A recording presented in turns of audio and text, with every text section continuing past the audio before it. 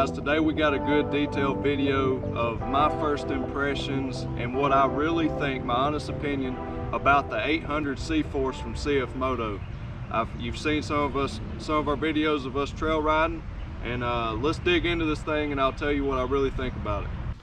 So if you've been keeping up with the channel, you've noticed that we've had I personally own the C-Force 500 2020 model.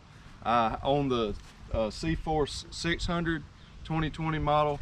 They're both single seaters, and they're both single cylinder engines as well. And so this is my first chance to get to drive the 2-seat 800. It's the V-twin option that you get from CFMOTO. I know that over not in the States, not in the United States of America, but other places they have the 1000 available. Hopefully we'll be getting that in the 2021 lineup. I don't know yet. I've been trying to get some information and they won't budge. But so far, right now for 2020, this is the biggest, baddest four-wheeler you can get from CFMOTO. And with a retail price of $8,600 and everything that you get, wow. It's just like all the other CFMOTOs. It's loaded with power steering. It's got premium wheels, 27-inch tires. And as you can see in this footage, these tires do an excellent job. If you do a lot of trail riding, they do great in you know, medium, when you get into little mud holes and stuff like that. It comes with a 3,000-pound winch. So I personally could have got the 2-seat version in the 600, but I've always been I was just nervous to get that long wheelbase because I like to cut up when I'm riding. I like the nimbleness of a regular wheelbase ATV. And so that's why I kind of stayed away from that. But in the US with CFMOTO, the 800 only comes in a 2-up version. So it was real interesting to get to drive it. And as you can see in some of this footage, the long wheel base is really, it gives you more stability. When you're going over in ditches and crossing little ruts and stuff, your front tires have the ability to come on out and grab some good traction as the rear wheels are down in the hole. But also I was impressed with it being such a wide and large machine. It still was able to fit in all of our tight trails that we normally ride with the 600 and the 500. It has a pretty good turning radius, and I was impressed by that. And listen, if you're riding shotgun on this 800, you have an excellent seat to ride in. It also, what I really like about the foot pegs is it reminds me of the aggressiveness of the XMR Outlanders and Renegades. You have a sure-footed foundation for your feet to grip on when you're really cutting up. Your passenger is going to sit nice and comfortably with these big grab handles, a big high backrest. It's just a very comfortable ride. Now, something that's interesting about the CFMOTO, which puts it alongside the Can-Am Outlander and the Renegade, is that it has rear trailing arms. So the rear trailing arm suspension is unique to the 800 and the 1000 C-Force. 850 if you're not an American, they make an 850 version of this.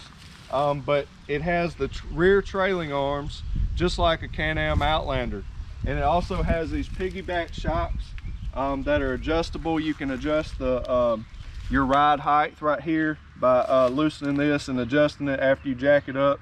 But you can also adjust your speed of your compression and all on the rebound of your shocks. You have an adjustment down in the base. I know you can't see that now, but I'll show you that in a more detailed video here coming up shortly. But I really like the way the action of the rear suspension. It's real good. It's real comfortable. I would be very interested to see CFMOTO make a single seat version of the 800 and the 1000. I hope they come out with that soon, maybe in the 2021 lineup. Be really awesome to see how they ride and compare to your Outlander 850 and your Outlander 1000 and the Polaris Sportsman 850 and 1000. Now this as an 800 only produce it produces about I think it's 65 horsepower, and this machine weighs 970 pounds. So it's huge, it weighs a lot, but when you're out on the trails you really don't feel that weight. It has a lot of punch down low. If you're in low gear, the CVT Tech clutches do an excellent job. They have it tuned to be real aggressive in the bottom end when you're in low.